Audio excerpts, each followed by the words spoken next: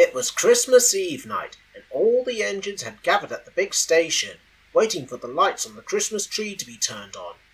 And they were also waiting for Percy. Percy had been sent to collect lots of presents and parcels for the party, but he hadn't arrived yet. Most of the engines were wondering where he could be, when suddenly...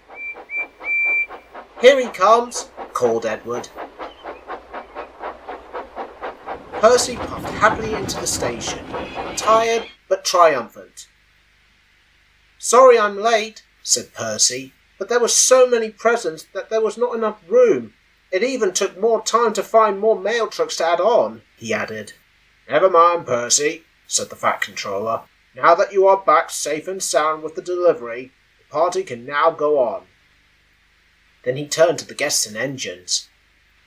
"Ladies, gentlemen, and engines, I have now great pleasure to declare this tree switched on for Christmas," the Fat Controller said.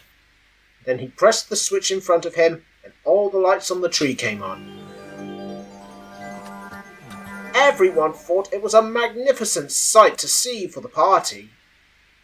"It is because of all my engines," added the Fat Controller, "who have all worked really hard to make this special event possible. I am really proud of them. They are all really useful engines." Everyone cheered, and all the engines whistled loudly.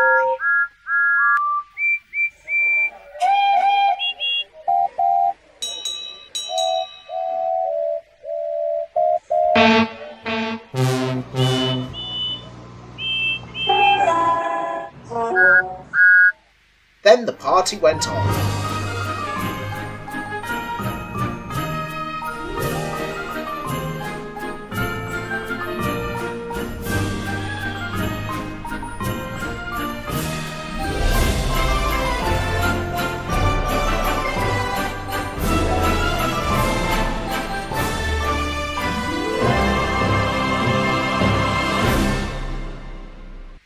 When the party was over, all of the engines went home to the sheds. "You did a wonderful job bringing the presents in, Percy," said Thomas. Percy smiled. "We all did well in getting the party ready on time," said Edward. "I hope we can have another Christmas party again next year," said James happily. "Me too," said Henry. "And me," said Duck. "I hope so as well," said Toby. "That would be wonderful," said Gordon. "And who knows," said Thomas quietly. "Maybe we might have another party here in the sheds during our 2-day rest." The other engines hoped so too. But then all was silent, and they all said to each other, "Happy Christmas," and they all went to sleep.